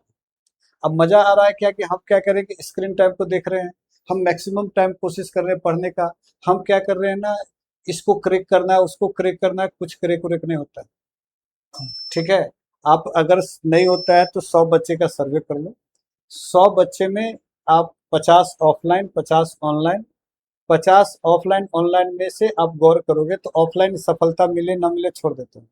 50 जो ऑनलाइन सफलता है उसमें से एक दो अगर एक्सेप्शनल केस को छोड़ दिया जाए तो अधिकतम टाइम पढ़ने वाले बच्चे ज्यादा फेल होते हैं। क्योंकि वो अधिकतम टाइम, जैसे आप गौर करो, एक वीडियो को जब हम 1 घंटा देखते तो 1 घंटा में तो इरिटेट होने लगते कि चलो हो गया यार खत्म। लेकिन हम क्या करते, 5-5 घंटे लेक्चर को सुन रहे हैं। मेरे दिमाग में कितना आ रहा हो, कितना वो मेरे लिए जो है यूजफुल है। हम कितना देख पा रहे, 1 घंटे 5 घंटे का लेक्चर सुन रहे हैं, चीजें तो निकल भी तो रही होगी, स्टोर कितना हो रहा है। हम, मेरा ये कहना है कि हम चिंतन पर काम नहीं करते। उतना हम ही देखे जितना कैपेसिटी हो दिमाग का हम समझने की। देखें और देख करके चिंतन करें, बुक का यूज नहीं कर रहे हैं। अब सेल्फ स्टडी पर ही जाओ, ठीक है, मान लेते हैं ऑफलाइन क्लास को दूर है या प्रॉब्लम है या नहीं ले पा रहे, चलो ठीक। लेकिन ऑनलाइन क्लास में हम वही देखें ना कि जितना मेरा डाउट। हम क्या कर देते, तो पूरा वीडियो देखने लगते हैं, हम पूरे क्लासेस लेने लगते हैं। और सबसे बड़ी बात तो ये है कि हम ये सोचते हैं कि हमने ये क्या कहता है कोर्स को खरीदा है, तो आपको उसका पूरा यूटिलाइज करना है। इस चक्कर में मेरा टाइम जाए, आंख जाए, दिमाग जाए, समय जाए, मतलब बर्बाद हो जाए, कोई टेंशन नहीं, लेकिन मेरा वो यूटिलाइज। मेरा बच्चों से यही निवेदन है, अभिभावकों से यही निवेदन है कि अगर संभव हो तो आप कॉम्बो का इस्तेमाल करें। मतलब ऑफलाइन एजुकेशन के साथ साथ ऑनलाइन एजुकेशन में जो इम्पोर्टेंट चीज़ है उतना ही देखें। पॉसिबल हो तो ऑफलाइन अगर 5 घंटे का है तो उसमें एक एक घंटे का ऑनलाइन मिक्स कर सकते हैं तो ठीक है। ऑनलाइन एजुकेशन से मेरा कोई वैर नहीं है, ना मेरी दुश्मनी है, बल्कि मेरा खुद का जो है एजुकेशन चैनल है। तो मैं इस बात के लिए नहीं कह विरोध करने बैठा हूँ कि नहीं नहीं ऑनलाइन एजुकेशन गड़बड़। लेकिन मेरा ये जरूर मानना है कि ऑनलाइन ही एजुकेशन जरूरी नहीं, ऑनलाइन भी जरूरी, दोनों में अंतर है। ही का मतलब होता है कि विदाउट ऑनलाइन मतलब एजुकेशन होना ही नहीं चाहिए, ये गड़बड़ होना चाहिए है। ऑनलाइन की आवश्यकता है क्योंकि प्लेटफॉर्म बड़ा होता है, अच्छे अच्छे लोग, अच्छे अच्छे टीचर अवेलेबल हो पाते हैं, तो वहाँ ठीक है। लेकिन ऑफलाइन एजुकेशन को फोकस करें, ऑनलाइन का समझो तड़का लगाएं। और जहाँ ऑफलाइन का जरूरत मतलब नहीं है तो ऑनलाइन एजुकेशन लें, लेकिन 2 घंटे वाले क्लास से ज़्यादा ना लें। और उसको मंथन चिंतन करें और उसको self study plus book study पर कन्वर्ट करें तो ज़्यादा होगा। स्क्रीन टाइम, आजकल तो बच्चे ई बुक लेने लगे, इसका क्या आवश्यकता है। मतलब हम हार्ड कॉपी की जगह सॉफ्ट कॉपी पे पढ़ रहे हैं, ये भी तो स्क्रीन टाइम को खा रहा है, ले रहा है ना। तो हम हार्ड कॉपी क्यों नहीं लेते हैं, हम जो है जो बुक मेरा मार्केट में उपलब्ध हो रहा है उसका हार्ड कॉपी ले लें। नहीं कुछ हो रहा है तो उसका पीडीएफ को प्रिंट करवा लें, तब भी तो स्क्रीन टाइम घटेगा। तो कुछ चीजों को हम लोग, अच्छा उसमें हम क्या सोचते हैं ना कि चलो पीडीएफ तो फ्री में मिला है, फ्री के चक्कर में तो दुनिया बर्बाद। हम कह रहे हैं कि एक बुक वास्तव में कीमत उसका अगर 500 रुपया पड़ेंगे और एक सॉफ्ट अगर उसका पीडीएफ लेंगे तो शायद फ्री में मिल जाए। लेकिन वो 500 रुपया मेरा करोड़ों के आंख का, अरबों के दिमाग का और मेरे हेल्थ का तो बचाव करेगा। तो इसीलिए आज हम इतना समृद्धता की ओर बढ़ रहे हैं, फिर हम 500 रुपया को देख रहे हैं। लेकिन जब हमारे पहले जो है जब समृद्धता नहीं थी तब तो हम जो है बुक के द्वारा ही पढ़ते थे। तो कुल मिलाकर के ऑफलाइन प्लस ऑनलाइन होना चाहिए। अगर ऑनलाइन ही है तो उसको ऑनलाइन में कुछ क्लास के साथ साथ बुक पर कन्वर्ट करना चाहिए, तो इससे स्क्रीन टाइम घटेगा। किसके लिए, जो बच्चे पढ़ाई के लिए स्क्रीन टाइम का इस्तेमाल करते हैं उनको। तो सर, पेरेंट्स का क्या इनिशिएटिव हो सकता है कि स्क्रीन टाइम को रेगुलेट किया जाए, तो उसमें पेरेंट्स क्या कर सकते हैं अपनी तरफ से? पेरेंट्स वो होना चाहिए, अगर जैसे पेरेंट्स को दो भाग में बांटते हैं, एक पेरेंट्स जो एजुकेटेड हैं हम्म। और वो एजुकेशन के महत्व को समझते हैं, और दूसरा पेरेंट्स की दुर्भाग्यवश वो पर कम एजुकेटेड नहीं है एजुकेटेड। और एजुकेशन के महत्व को समझते हैं तभी तो पढ़ रहे हैं, हम्म। लेकिन एजुकेटेड नहीं। तो इसमें करना ये चाहिए कि पेरेंट्स को फिर वही, जैसे कि मैंने ये कहा कि पेरेंट्स को भी फोकस करना है कि मेरे बच्चे के लिए कितना मोबाइल जरूरी है। जैसे कुछ पेरेंट्स मेरे पास आते हैं, कहते हैं कि सर बच्चे ने कहा कि मोबाइल के द्वारा पढ़ना है। हम बोले कि ये आपकी मजबूरी है या जरूरी है। मेरे संस्थान में अगर बच्चे पढ़ रहे हैं ऑफलाइन क्लास, तो फिर उनको मोबाइल की मेरे ख्याल से आवश्यकता नहीं। चलो ठीक है, थोड़ी सी जैसे मैंने कहा ना कि टेक्नोलॉजी से दूर नहीं जाना है, हम्म। और मैं एकदम विरोध नहीं हूँ कि कोई बच्चे के पास मोबाइल है या नहीं है, इसका मैं विरोध या सपोर्ट में नहीं हूँ। है तो कोई बात नहीं। तो अगर बच्चे मोबाइल आपको देना है तो दीजिए, लेकिन उस पर आपको भी थोड़ा सा निगरानी रखना होगा। आप निगरानी कैसे, इसके लिए मैंने मैंने ये भी नहीं कहा कि आप उद्योग धंधा काम काज छोड़ के उसके पीछे लगे रहिए, लेकिन आप एक बार सिर्फ बच्चे को ये एहसास होना चाहिए कि मेरे पिता जो है मोबाइल को जरूर देखते हैं, तो वो इस चीज से डरेंगे और समय का यूटिलाइज करेंगे। और साथ में अच्छा, जो भी बच्चे ये मोबाइल का आदी हो रहे हैं, वो निश्चित रूप से समझदार बच्चे तो हों। जैसे हो सकता है। अगर मान लो कि 5 7 6 साल के बच्चे हैं, तो उनको तो हम डरा करके, डांट फटकार करके उसको कंट्रोल कर सकते हैं। लेकिन जो 15 20 के बीच में बच्चे हैं, उनको जो जहाँ पर पढ़ाई के लिए भी नीड है, तो वहां पर हम बच्चे को समझा भी तो सकते हैं, हम्म। और बच्चे मेरे बात को समझेंगे। अगर मैं अच्छा पेरेंट्स हूँ तो मेरे बात बच्चे समझें। मैं उनको अगर बताऊंगा कि इसके फायदे क्या है और नुकसान क्या है, तो मेरे बात बच्चे समझेंगे। ये मेरा अपना मानना है। और हर अभिभावक से मैं निवेदन करूंगा कि आप बच्चों के साथ अच्छा से बात करें, आपके प्रॉब्लम को बच्चे खूब अच्छा से समझें। तो सर एक और बहुत गंभीर मुद्दा है कि बहुत लोग जो है सिर्फ डिग्रीज पे, मतलब पेपर जो नॉलेज है उस पे बिलीव करते हैं, और बहुत एक सेक्शन ऐसा है जिनका कहना है, जो कि थोड़े समझदार भी हैं शायद, कि उनका कहना है स्किल डेवलपमेंट होना चाहिए। तो बच्चों में इम्प्रेसिव कन्वर्सेशन की स्किल्स को कैसे डेवलप कर सकते हैं, इसमें पेरेंट्स क्या कर सकते हैं? इसमें पर्टिकुलर क्वेश्चन ये है कि स्किल डेवलप कैसे, सॉरी, कम्युनिकेशन को हाँ, कैसे ठीक किया जाए, वो कम्युनिकेशन। है, या फिर स्किल डेवलप पर भी बात है? दोनों। अच्छा, तो जैसा कि क्वेश्चंस है कि बच्चे का स्किल डेवलप बेटर है, या फिर जो है जो थ्योरेटिकल नॉलेज है बुक या हाँ। एकेडमिक जो एजुकेशन है वो मैटर करता है। तो जरूरत सब चीज़ का है। एकेडमिक इसलिए चाहिए क्योंकि आज को हम कैसे किसी को बताएंगे कि भाई मैट्रिकुलेशन किए हुए हैं या इंटर ग्रेजुएट हैं, ये बताने के लिए सर्टिफिकेट तो चाहिए, और सर्टिफिकेट तो मिल ही जाना है, पढ़ेंगे तो भी। और दुर्भाग्यवश आजकल नहीं पढ़ते हैं तो उनको भी सर्टिफिकेट मिल जाता है, जिसके लिए आज एक बहुत बड़ा विवाद भी हुआ कि कॉकरोच जनता पार्टी बन गई, जहाँ पर इस विषय पर चर्चा हुई कि भाई आप सर्टिफिकेट सिर्फ लेकर के बने हुए हैं, नॉलेज नहीं है, और इसी को जो है किसी ने जो है इसको कहाँ से कहाँ पहुंचा दिया। तो खैर, वो तो मैटर है। लेकिन मेरा वही कहना है कि डिग्री जो है, वो डिग्री तो मिलना ही है, स्वाभाविक। आप पढ़ें तो मिलेगा ही, नहीं पढ़ें तो मिलना है, वो अलग मैटर। तो पहले कुल मिला करके हमको स्किल डेवलप करना है, एजुकेशन तो लेना ही लेना। स्किल डेवलप का मतलब भी बहुत को नहीं पता है। हम्म। मेरा ये मानना है कि स्किल डेवलप क्या है, ये नहीं पता। तो क्या है स्किल डेवलप, ये समझते हैं। स्किल डेवलप का अर्थ ये होता है कि मेरा जो स्किल है वो किस चीज के लिए तैयार है। फॉर एग्जाम्पल, कोई किस काम में मेरा मन लगता है, मेरे ख्याल से वही स्किल है। जैसे वो जिस स्किल है। काम में, हाँ, जिस काम में मेरा मन लगता है, तो उसमें ना थकावट होती है, ना उसमें बोरिंग होती है, और उसमें टाइम भी कंज्यूम होने के बावजूद जो है कुछ ना कुछ रिटर्न मिलता है। लेकिन हम क्या करते हैं, हम स्किल डेवलप करने कहीं और चले जाते हैं, जिस जबरदस्ती कोई चीज को करते हैं। इस चक्कर में स्किल डेवलप की जगह क्या हो जाता है, हम बोरिंग लाइफ को एक्सेप्ट कर लेते हैं और फिर जीवन भर कोसते रहते हैं, और एक अंदर से एक कमी, खालीपन महसूस होता है। तो सबसे पहले स्किल डेवलप के लिए ये होना चाहिए कि गवर्नमेंट भी यही पॉलिसी अपनाई है स्किल डेवलप के लिए, कि आपके अंदर जो स्किल है आप उसको रिकॉग्नाइज करो, और उसको जो है क्या और करो, डेवलप हाँ, कीजिए। और डेवलप करो। तो उसके लिए जैसे अगर किसी को कम्युनिकेशन वाली जहाँ तक हम्म। बात है, तो कम्युनिकेशन को कैसे ठीक कर सकते हैं? तो देखो, सबसे पहले तो अभिभावक को होना चाहिए कि आप अपने बच्चे के साथ खुल के बात करें। हर एक मुद्दा पे बात होनी चाहिए, कोई मुद्दा हिडन नहीं होना चाहिए। आजकल 17 साल के बच्चे हैं, 18 साल के बच्चे हैं।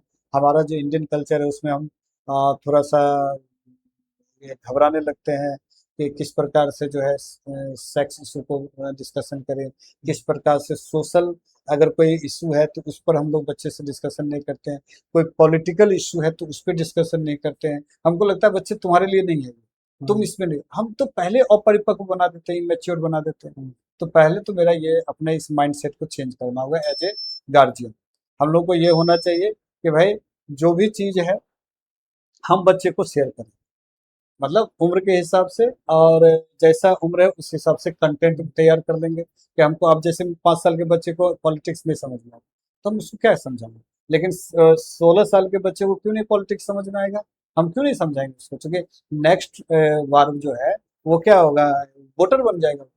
तो फिर हमको उसको आज भी समझाएंगे तो कब, 18 के बाद समझाएंगे, तो पहले वो, या फिर सेक्स इशू जैसे ही हम लोग 14 के बाद, जनरेशन लड़का 14 के बाद और लड़कियां लगभग 12th के बाद ही जो है, 12th ईयर के बाद ही उसमें जो है सेक्स एक्टिविटीज हो जाता है।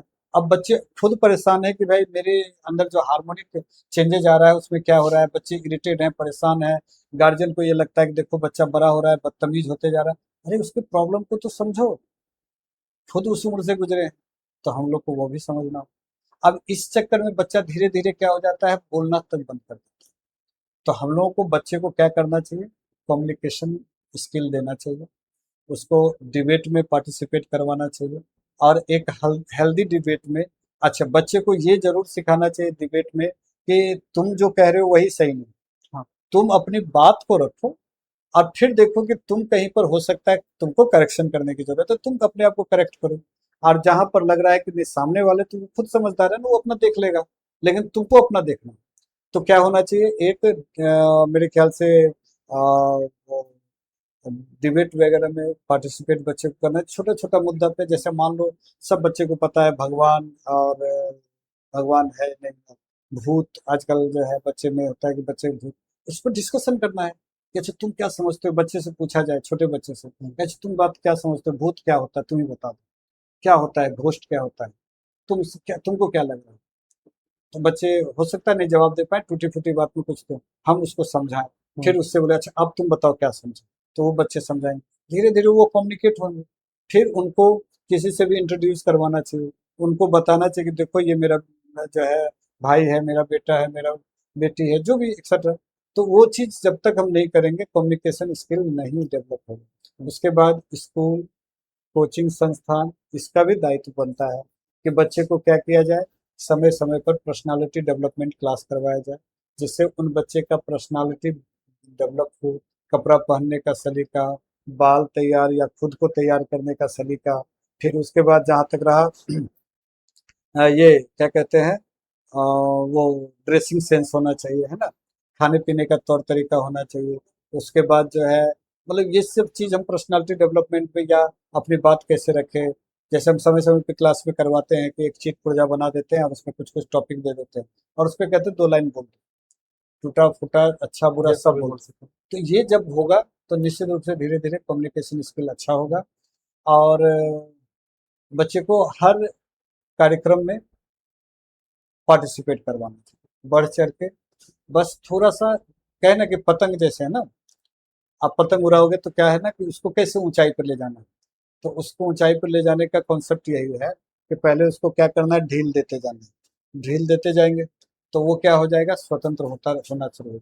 फिर जैसे ही लगेगा कि नहीं अब वो बौखने लगा, फिर हम क्या कर देंगे, उसको धागा तुरंत लपेट जो है देंगे। धागा को लपेटना शुरू कर देंगे, फिर वो ऊपर उठेगा। ऐसा ही अगर बच्चों के साथ किया जाए कि बच्चे को फ्रीडम दिया जाए, फ्रीडम दिया जाए, लेकिन मेरे ऑब्जर्वेशन में, क्योंकि हम पतंग को अपने ऑब्जर्वेशन में उड़ाते हैं, तो ऑब्जर्वेशन में दे दिया। अब जैसे ही लगा कि नहीं नहीं यार ये जो है ना अब भटकने वाले हैं, तुरंत कंट्रोल किया, हाँ बाबू अब चलो हो गया चलो। अब क्या हो जाएगा, इससे क्या हो जाएगा, उसमें डेवलपमेंट भी आएगा, और उसको ये भी पता है कि कहाँ मेरे माता पिता कंट्रोल कर पा रहे हैं। तो एक अच्छा पेरेंट्स को यही करना चाहिए। अच्छा सर, एक क्या होता है कि पेरेंट्स में बहुत होते हैं कि उनके लिए अपना बच्चा एसेट है, सो वो उस पे इन्वेस्ट करना समझदारी वाला काम समझते हैं, जो कि सही भी है। अपने बच्चों पे इन्वेस्ट उनका करना उनका कर्तव्य है, और वो सही है। पर बहुत सारे पेरेंट्स ऐसे होते हैं कि अपनी निजी जरूरतों को नहीं पूरा करते हैं और बच्चों की जरूरतों में लगा देते हैं, तो पेरेंट्स का सेल्फ केयर नहीं हो पाता है इसमें। जो उनकी बेसिक जरूरतें हैं, जैसे कि कभी किसी पिता का कोई हेल्थ इशू हो गया, तो उसको नजरअंदाज कर दिए कि हो जाता है, ऐसे ठीक हो जाता है। अभी मैं समझ गया इशू कि है तो क्वेश्चन यही है, सेल्फ केयर कैसे, क्वेश्चन क्या है? यही है कि जो माँ बाप है वो बच्चों का पूरा ध्यान रखते हैं, हम्म, और अपने आप के, अपने आप को दांव पे लगा, हाँ, अपना ध्यान नहीं रखते। हाँ, तो यहाँ एक तुम्हारा उम्र बड़ा कम है उत्सव, जी लेकिन सर। अगर अपने पेरेंट्स के लिए इतना सोच रहे हो तो अच्छा है ये। एक्चुअल में होता क्या है कि जब हम माँ बाप बनते हैं तो हमको जिम्मेवारी का एहसास होता है, और बच्चे का दर्द दर्द होता है समझ में। जैसे अभी तुमको ये समझ में, अभी कितना भी कुछ कर लिया जाए बड़ा मुश्किल है। जैसे कि जब हम भी इस एज से गुजर रहे थे तो मुझे लगता था कि मेरे बाबूजी और मेरी माँ इतना ख्याल रखने की क्या जरूरत है, चलो ठीक है ना, बात खत्म। लेकिन जब मैं पिता बना तो मुझे एहसास हुआ कि नहीं, बाल बच्चे का जो दुख है वो बहुत बड़ा दुख होता है, पहाड़ से भी बड़ा। तो वहां पर एक भारतीय पेरेंट जो है, जो इंडियन पेरेंट्स हैं, वो निश्चित रूप से यही करते हैं कि वो अपना दुख को नजरअंदाज करके अब बच्चे के दुख को प्रायोरिटी देते हैं, बच्चे की सुख सुविधा को प्रायोरिटी देते हैं। तो ये एकदम नेचुरल फेनोमेना है, लेकिन मेरा ये मानना है कि इसमें सच में ये प्रश्न उठना चाहिए, और जी। एक अभिभावक को भी ये प्रश्न को सुनना चाहिए कि ये कितना महत्वपूर्ण है कि आप हो तो बच्चे का भविष्य सुरक्षित है, आप नहीं हो या आप बीमार हो तो बच्चे का भविष्य फिर असुरक्षित है। एक कितना भी कुछ कर ले, बिना माँ बाप का बच्चे का परवरिश होना नेचुरली तौर पर एकदम असंभव लगता है। तो मैं आप सभी पेरेंट्स से ये कहना चाहूँगा कि निश्चित रूप से जो उत्सव ने ये प्रश्न उठाया है, इस पर हम सभी को ध्यान देना होगा कि हम अपने हेल्थ पर भी ध्यान दें, ताकि अगर हम स्वस्थ रहेंगे तो अपने बच्चे का परवरिश और बेहतर तरीके से कर पाएंगे। मेरा लाइफ लॉन्ग रहेगा तो फिर हम उसको लॉन्ग लाइफ तक उसको भी केयर कर पाएंगे। जैसे अगर किसी पेरेंट्स की दुर्भाग्यवश डेथ या दुर्भाग्यवश बीमार पड़ जाते हैं वो 45-50 के आसपास में, तो उनके बच्चे पर लाइबिलिटीज ऑटोमेटिक आने लगता है, और जो है ये नुकसानदेह हो सकता है। तो आप सभी से यही निवेदन है कि आप अपने हेल्थ पर ध्यान दें। जो अभिभावक जो इस कार्यक्रम को सुन रहे हैं, और आप अपने हेल्थ के लिए क्या सोचना है, बहुत ज़्यादा कुछ नहीं सोचना है।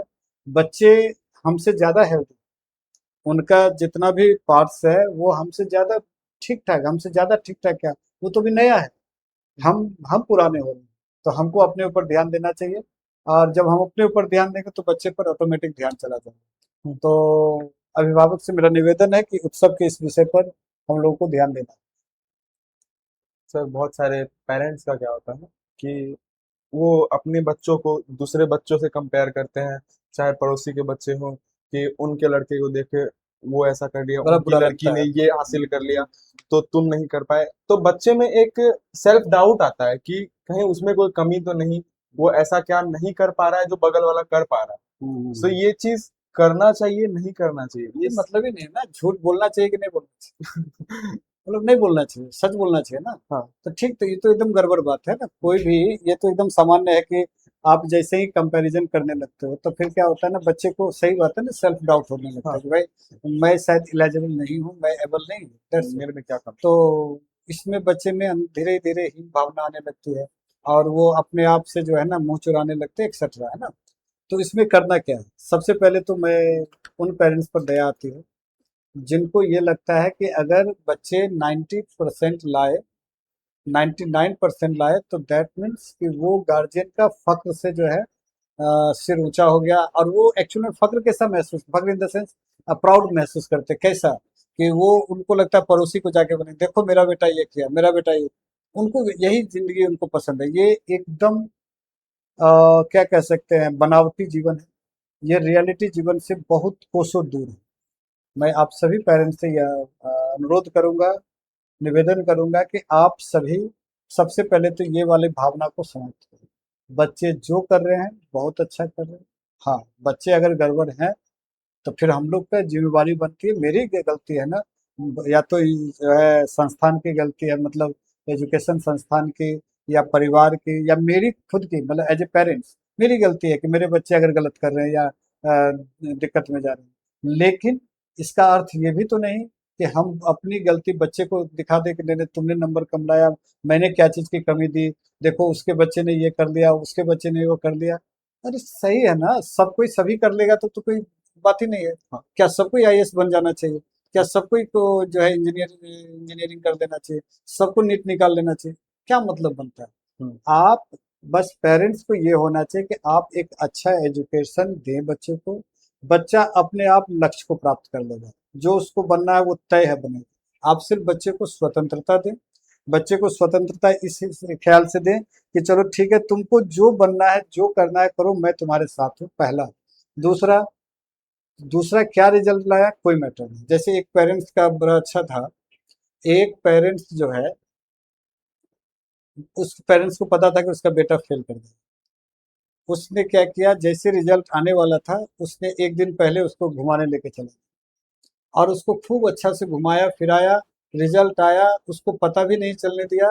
और जब रिजल्ट वगैरह आ गया तब उसको बताया कि कोई बात नहीं बेटा, तुम कुछ नंबर से रह गया, फेल नहीं किए हो तुम, बस कुछ नंबर से रह गया है। मुझे लगता है कि अगली बार तुम कर लोगे।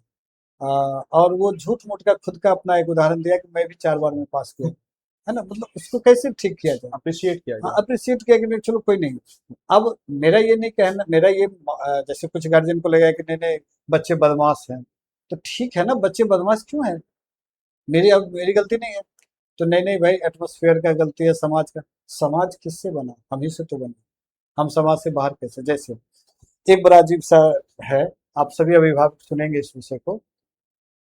आपके बच्चे का शिकायत कोई पड़ोसी लेके आ कि ठीक है, उत्सव जो है ना कल सिगरेट पी रहा था, है ना, उत्सव सिगरेट पी रहा था। और ये उत्सव की माँ को या उसके पिता को किसी ने आके, पड़ोसी ने कहा देखो उत्सव ने सिगरेट पी, अब तुम्हारी माँ उलझ गई कि आप तो मेरे बच्चे को बदनाम करके रख दोगे, मेरा बच्चा तो इतना अच्छा है, फलना है चलना है। अब वो जो बोलने वाला था वो डर गया, भाई ये मैंने क्या गलती कर दिया, मैंने तो उत्सव को अपना ही जैसा समझा था।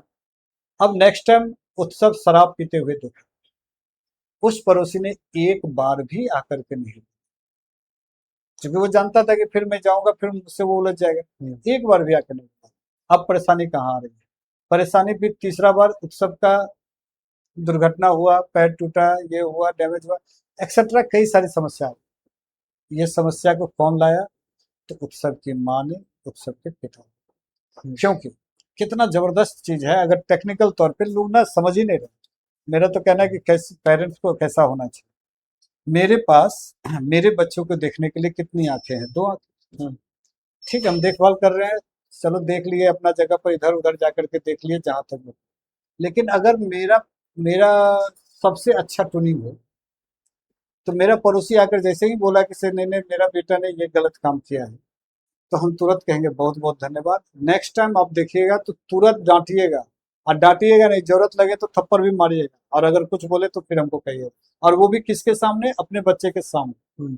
अब क्या हो, अब मेरा पड़ोसी उसको देखते रहेगा, जहां भी गलती देखेगा वो उस पर शासन करेगा। अब उसके गार्जियन एक नहीं रहा, मेरा पड़ोसी भी बना, 2 2 गार्जियन उसको घूम रहे हैं।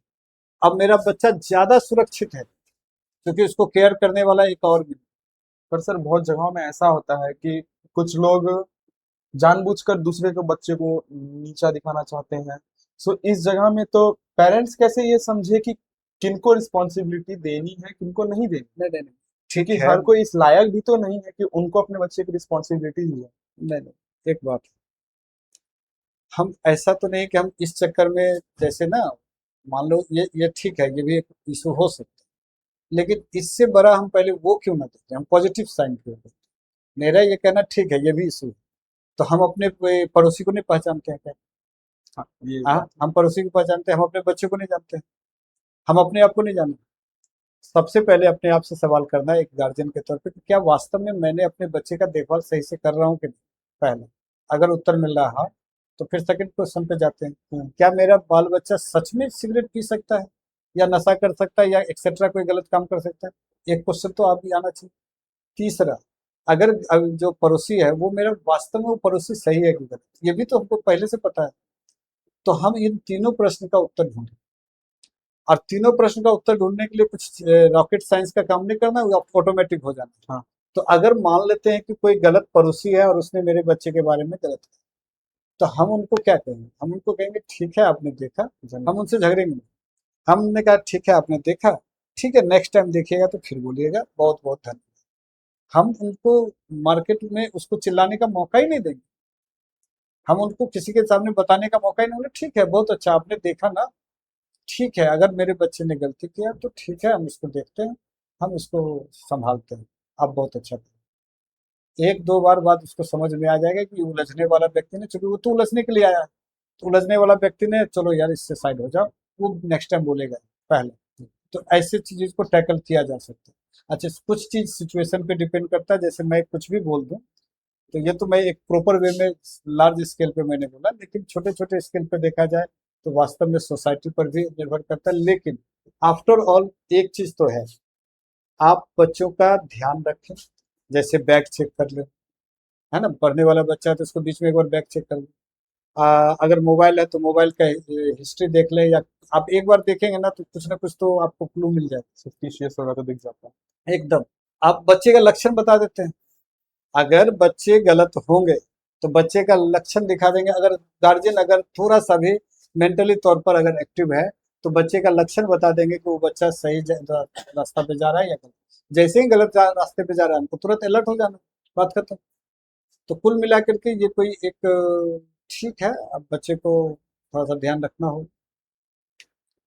सर एक क्या होता है, जनरेशनल गैप जो पेरेंट्स और बच्चों के बीच में है, इसमें हर बार ऐसा होता है कि जो अगला जनरेशन है वो अपने आप को अपने पिछले जनरेशन से ज्यादा स्मार्ट समझता है। तो क्या ये सच है कि जैसे मान लीजिए अभी जनरेशन जी का चल रहा है जिसको शॉर्ट में जेन जी भी कहते हैं, तो जेन जी हमेशा ये सोचेगा कि वो मिलेनियल से ज्यादा स्मार्ट है हर मायनों में या फिर अलग किसी बातों में। सो क्या वो सच सही है कि वो ज्यादा स्मार्ट है? और अगर वो ज्यादा स्मार्ट है तो देखा जाए तो फिर उसको गाइडलाइन की जरूरत ही नहीं है, जो कि है नहीं वो स्मार्ट उनको लगता है। नहीं तो नहीं, अब समझ कहाँ गए। तक ये बात क्वेश्चन सच है? क्वेश्चन ये है कि जनरेशन गैप को कैसे ठीक किया जाए हाँ। या कैसे अंडरस्टैंडिंग बनाया जाए। हाँ। तो देखो है क्या ना कि जो सीनियर हैं उनको बैकफुट पर एक कदम जाना चाहिए, और जो जूनियर है उनको भी बैकफुट पे जाना चाहिए। अगर दोनों थोड़ा सा बैकफुट पे जाएंगे तो फिर गैप को जो ठीक किया जा सकता है, बढ़ते बढ़ेगा। फॉर एग्जाम्पल, जैसे मान लेते हैं कि जैसे एक कथन है किसी विद्वान ने कहा कि जब बच्चा 10-12 साल तक का रहता है तो उसको लगता है कि मेरे पिता 10 से 10 साल तक ही मान के चलते हैं कि मेरे पिता से बेहतर कोई इंसान पृथ्वी पर है नहीं, वो बहुत स्मार्ट है, बहुत इंटेलिजेंट है, वो बहुत बेहतर। जैसे ही बच्चा 15 से 20 के बीच जाता है तो उनको लगता है पापा ठीक है यार, ठीक है, लेकिन उतना नहीं है, पापा को भी और चाहिए, है ना, पापा को अभी नॉलेज की कमी है। ये खुद ही सोचता है, वो किसी को बताता नहीं, चूंकि वो तो इज्जत बेइज्जत की बात हो जाएगी ना कि अपने पापा को ये कर रहे हो। लेकिन अंदर से फील आता है कि पापा आप नहीं समझते, आप नहीं समझते, ये बात मुझसे निकल ही जाती है। फिर जैसे ही वो 25 साल में आ जाता है, जब वो जिम्मेवार हो जाता है, तब उसको लगता है कि नहीं यार, पापा हीरो थे और हीरो नहीं। तो ये जो वो जो टाइम है ना, वो पीरियड जैसे बीतेगा तो फिर वो समझ में आता है। चूंकि आज जो जेन जी है वो फिर जेन मिलेन सॉरी क्या बोल रहे थे, जनरेशन मिलेनियम, यही ना। नहीं सर, वो जेन जी ही रहेगा। अगला जनरेशन के हिसाब से ये जेन नहीं नहीं जी है, नहीं वो नहीं, जनरेशन अल्फा हो जाएगा अगले अल्फा हो जाएगा नहीं, उससे पहले वाला क्या है, मिलेनियल। मिलेनियम, है ना। तो वो जो जेन जी है वो भी तो कल के डेट में उस स्टेज पे जाएगा, और जो डेल्टा है फिर वो जेन जी में कन्वर्ट होगा। हाँ। तो ये तो एक क्या कहते हैं, नेचुरल साइकिल है हाँ। कि ना, कि आज जो है वो फिर वो कल कल उसको फिर लेना है, उसको लेना है। तो बस यहाँ पर अंडरस्टैंडिंग है।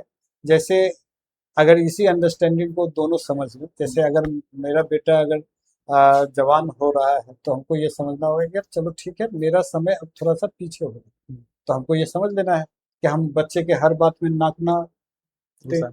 है ना, क्या जरूरी है। और मेरा बेटा अगर अगर हम नहीं नाक घुसाएंगे तो मेरे बेटे को भी समझ में आएगा यार पापा समझ रहे हैं, चलो कोई बात नहीं, पापा को ज्यादा कुछ डिस्टर्ब नहीं करना। अब तब दोनों के बीच ये अंडरस्टैंडिंग अपने आप होगा। तो जो बच्चे सुन रहे हैं उनको भी ये सोचना है कि गार्जियन, जैसे कहते हैं ना, एक फिल्म में डायलॉग था कि रिश्ते में तो हम तुम्हारे बाप लगते हैं, बाप इन द सेंस एक भारी भरकम शब्द लगता है। तो बाबू वो तुम्हारे पिता हैं, यानी बाप, और उनसे भारी उनसे बेहतर दुनिया में कोई नहीं हो सकता है। ठीक है, आज तुम बड़े हो रहे हो, जवान हो रहे हो, फिर तुम भी पिता बनोगे, तब जब एहसास होगा, उससे पहले अगर एहसास हो जाए तो दोनों के बीच का रिलेशन अच्छा हो।